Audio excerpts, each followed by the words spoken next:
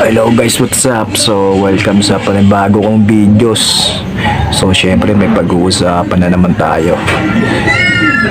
Oh, yung mini lampara ko may bago ng charger na ulo.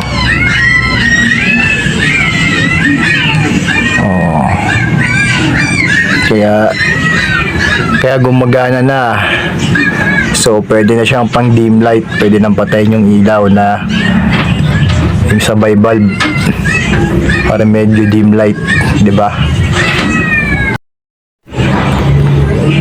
So, medyo may konting ingay lang na makikisalo sa video kasi may bagong labas din na tuta sa labas eh.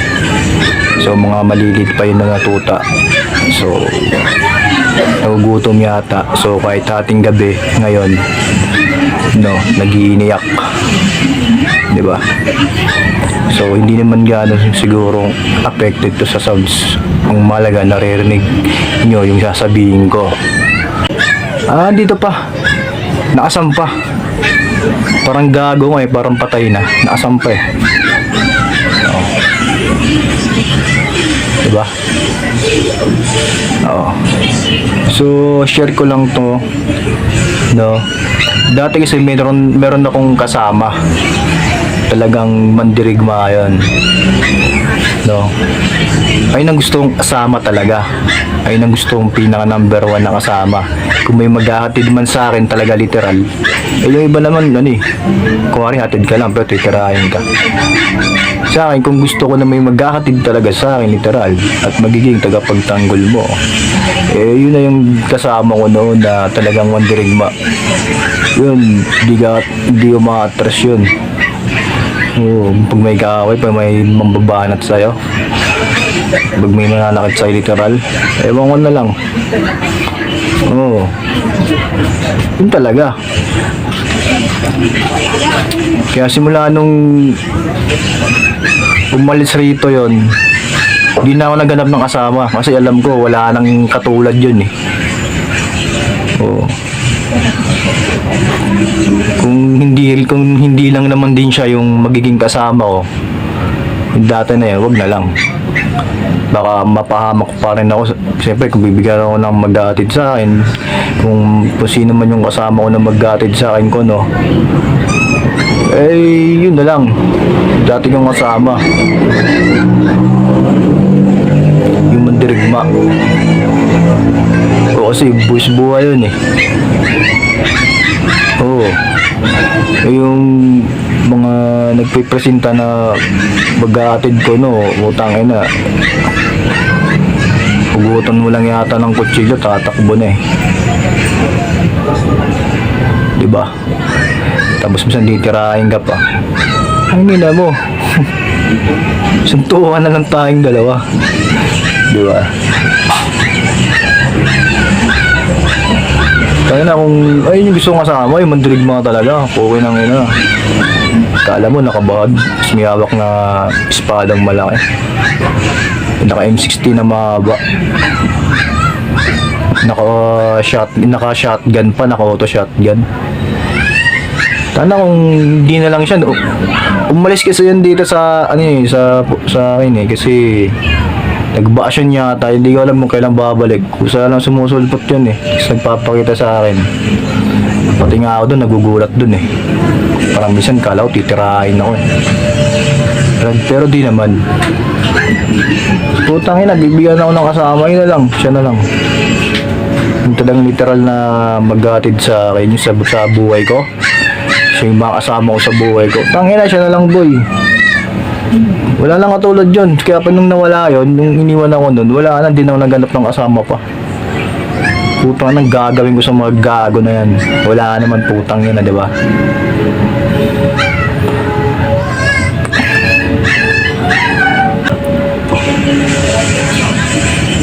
So, kasi ako may ikaw gumala. Gusto ko siya yung laging kasama ko. Tiwala ako sa kanya eh. Yung tipong palagay ka, pag siya yung kasama mo, Siyempre, importante yung gano'n, yung palagay ka sa kasama mo. Badalang yung gano'n. Iba yan, bebenta ka. Kuwari kasama. Pagdating mo sa lugar, naka-set up ka. Patay ka, ambush ka.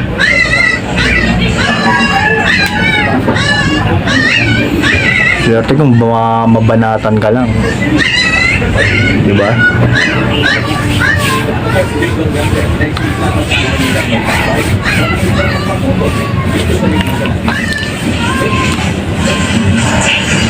Swerte kung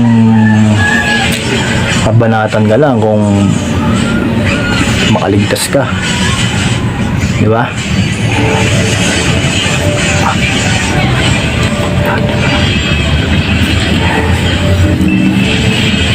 Ayun. Basta di na ako naghanap ng kasama. Simula nung nag-bakasyon yun. Diba?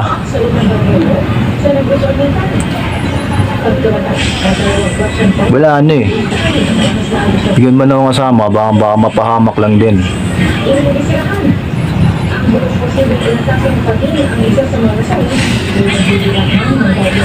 Diba?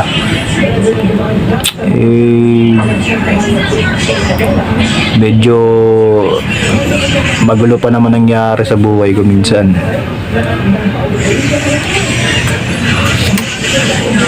Minsan nga hindi ko na hinaharap eh. Tapos pagkalipas ng ilang buwan, taon, nandyan na naman, kailangan talagang harapin mo.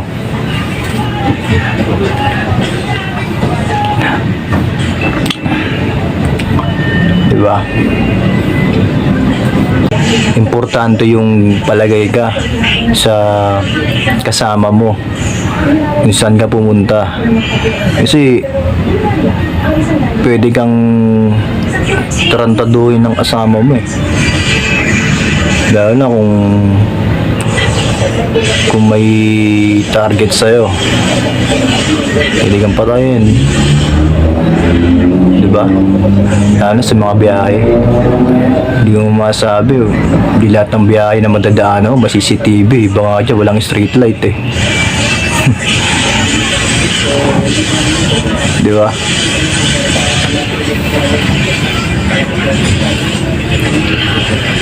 Ay, no, okay lang.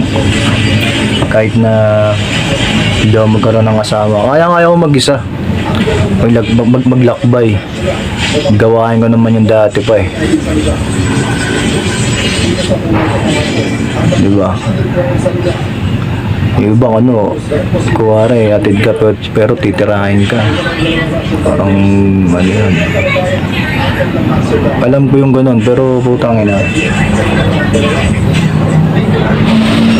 Wala yan sa akin. Mga ganyang atake, hindi umuubra sa akin, pre. Nakamercy nga yan, dapat nga ginugulpi ko na eh. Oo, walang ganyan sa akin nun. Putang inang yan. Itong kasama ko yon, yung kasama ko mandirigma, walang ganyan, gago.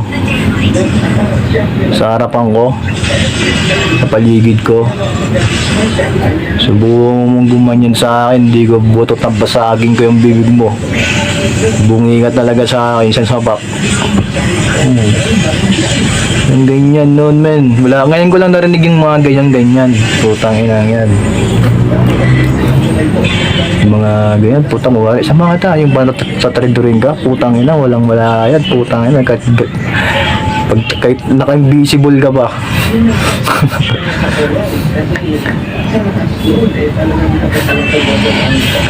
Ba't nga dyan inaampas na yung latigo sa leg eh.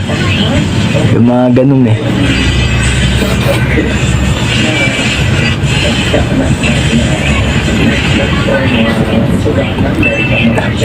Tina-trader nila yung sarili nilang kalai pag naka-low down ka.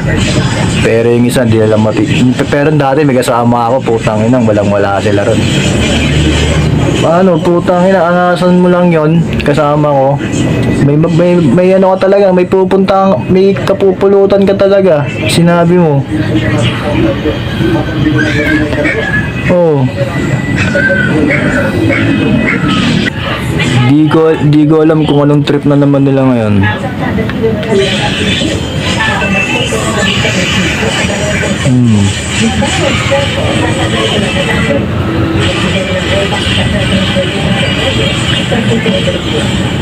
Dati tahimik lang yung mga yan eh, yung mga nasa paligid ko nun. Hindi na nakikialam sa mga trip ko nun. Ngayon, puki nang inang, kakapal na ng muka. Dapat nang abigwasan yung mga yan.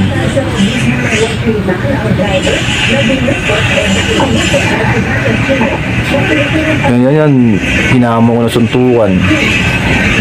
Pero dati grabe rin yung gagawin sa'yo.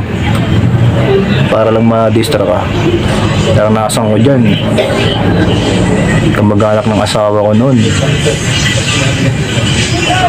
Iitakin kami sa loob ng bahay.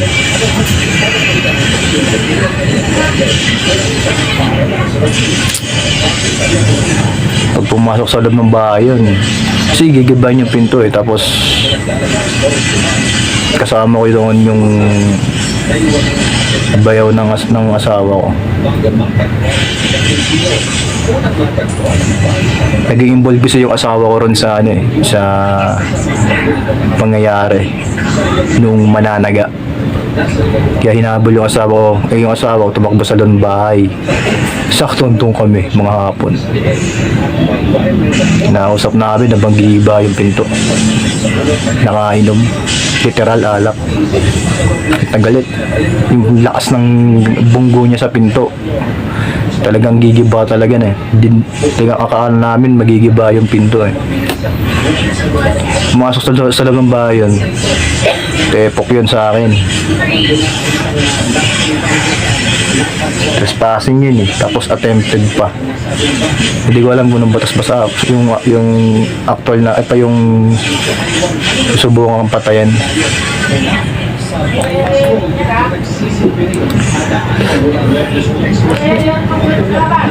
Talagang ang point of view ko noon, pag pumasok yan na may dalang itak eh. Pumasok yon sa bahay namin noon ng asawa ko. Tepok yun, lalabas ng walang buhay yun sa akin.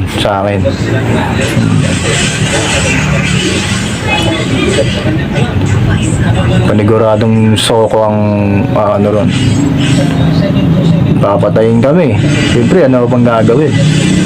Mga ganong klase. Papauna ba kami? Yung iba kasi dyan, nag-aaral kung paano makapambuli, kung paano sila nagkakaisa para makapambuli ng ilan na gusto nilang trip. Hindi nila napapansin yung ginagawa sa mga firing na play, sa mga gunshot, ginagawa na sa personal, sa tao na ginagawa, hindi na sa papel. Pag ikaw may pinagtripan, kahit marami kayo, ay nga inaantay ko dati pa eh, yung pagtutulungan ako lang mag-isa. Ayun lang ginagawa ko kasi dyan dati. Pag lumalamig ako, tapos ang pampainit ko talaga niyan dati, yung pupunta ako sa mga delikadong lugar na may dala akong balisong.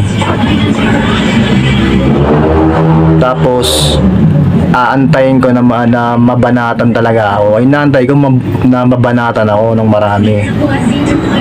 Dahil ang bala ko talaga noon, mananaksak. Ay, hindi ko bubuhayin yun kapag ganun. Kasi threat yun eh, sa akin, self-defense yun. Masyado silang delikado sa pamumuhay ko.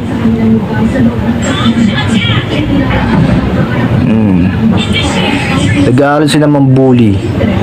Tapos pagtitripan sa isang lugar ng marami. Hindi nila alam kapag yun na demonyo, bigla kang saksakin yan sa leeg, yung buhay mo na isang piraso lang, sinayang mo lang.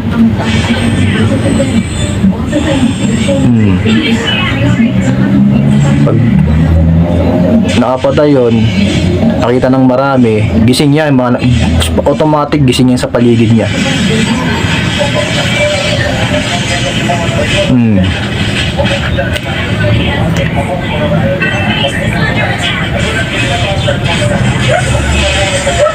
Di nila alam yung laro sa ganyan eh.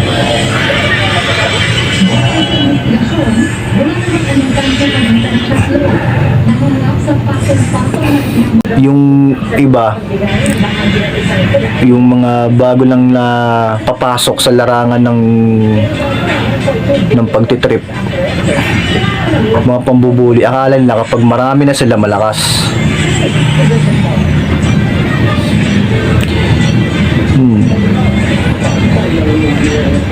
Isang piraso ko lang, may hawak kang sumpak. Kung talagang desidido mong iputok yun, putukan mo yung isang kumpol yan, takbuhan yan.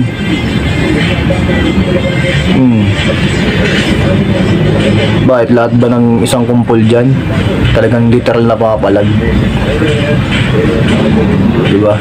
Hindi naman, tatakbuhan yan.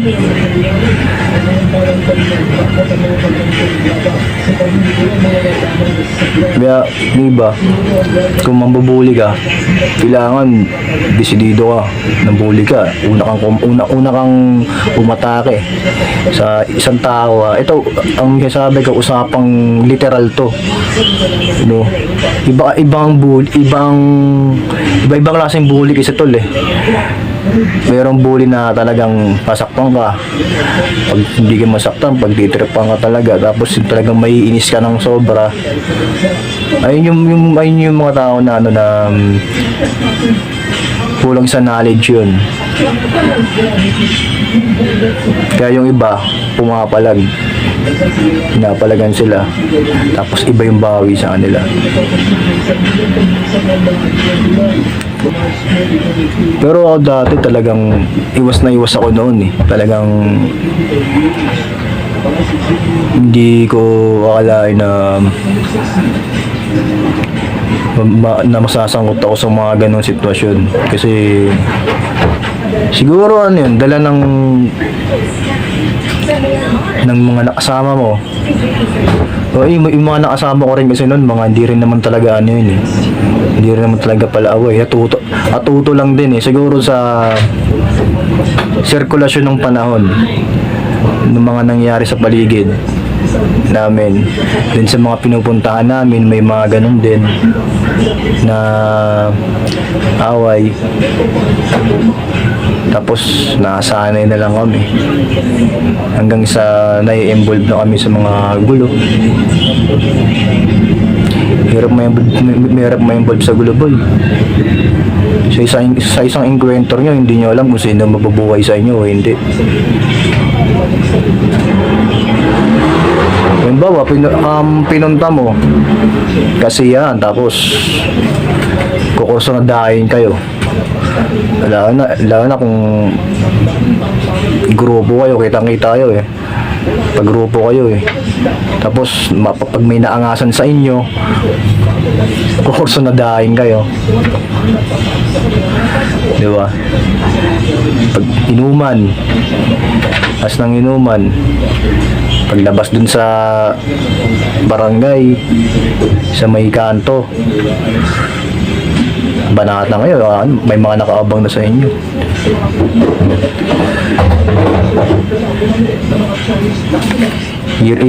Kahit kami ayaw namin ng ganun eh.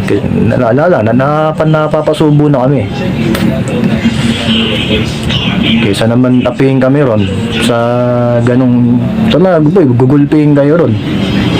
Literal, di ka papalag. Di mo alam kung kasama mo masasaksak ba o hindi o ikaw.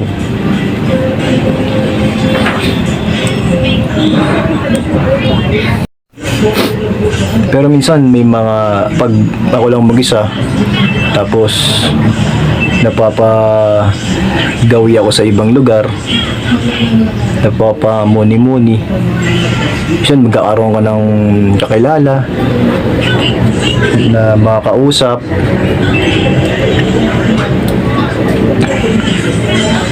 Yun lang, minsan kapag nakausap mo na tapos yun papahabol sa'yo,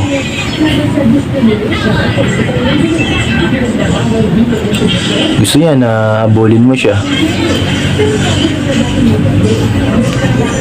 Di ko alam kung bakit. Di ko alam kung type ka niya kaya nagpapahabol siya sa'yo, o ayaw niya ba sa'yo kaya siya nagpapahabol sa'yo, o nagpapakipot siya sa'yo. Basta nagpapahabol siya kapag nakausap mo siya, kapag nakilala mo na siya.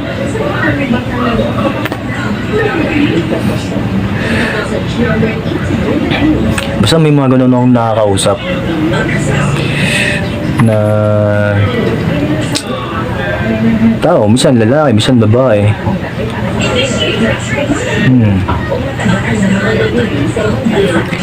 Pero minsan may mga nilalang din, o may mga tao rin na nagagalit kapag hindi ka makapag-antay, no? Halimbawa,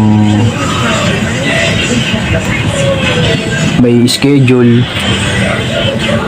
o kaya halimbawa, o sabihin natin may naka-schedule na bumili ka ng pagkain, tapos naka-schedule siyang maluto o i-deliver next month, mga ganon, no?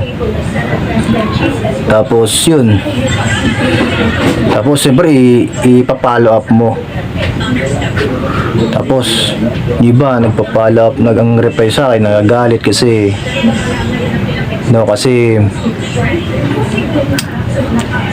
naka-schedule na nga daw yung pagkain na in-order ko, tapos hindi pa raw ako nakapag-antay, di ba? Yan sa akin lang naman, kinamusta ko lang naman yung kung totoo na yung pagkain na in-order ko, di ba? Bawal ba magtanong? Bawal ba kamustahin yung pagkain na niluto mo? Na pinaluto mo? Hindi naman, di ba? Oh. Dapat hindi siya magalit kasi na hindi ako makapagantay na i-follow up ko yung o kamustahin ko yung binili kong pagkain na naka-schedule naman sa isang buwan, di ba? Oh. Siyempre, nasabi ka sa pagkain na in-order ko eh. Paboritong pagkain mo yun eh. Ikaw ba pag may paborito kang pagkain, di ba? Siyempre, kamustahin mo yung kung okay na ba, o kung may papadagdag ka pa na menu, di ba? O kung gaano ba karami yun, kung gaano ba karami yung order mo, pang 6 person, di ba? Paano iniisip mo kung gaano ba karami yung pagkain na 6 person na yun, baka kulangin yun, di ba? 6 person na sinasabi nila, baka pang isang tao lang yun, baka, o depende dun sa kakain eh.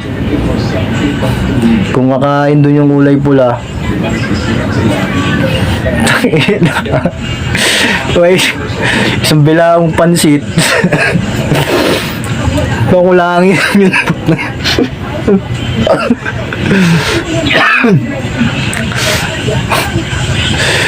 Kaya yung kulay green, isang bilaong pansit, 6 person daw, tangina.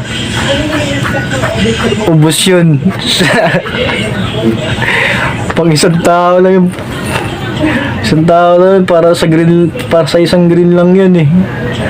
Isang bilaong pansit, 6 person daw, puta na. Baka yung 6 person nila eh, yung mga walang gana talaga kumain.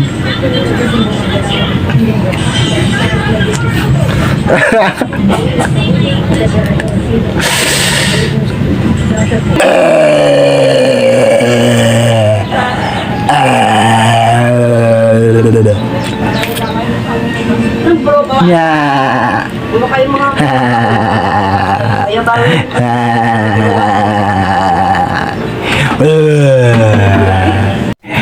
So yun guys, medyo lumalalim na yung gabi. So nakakaramdam na rin ako ng pag-aantok. So next time ulit guys, kita-kits tayo sa next vlog ko ulit. Ingat kayo lagi dyan at God bless.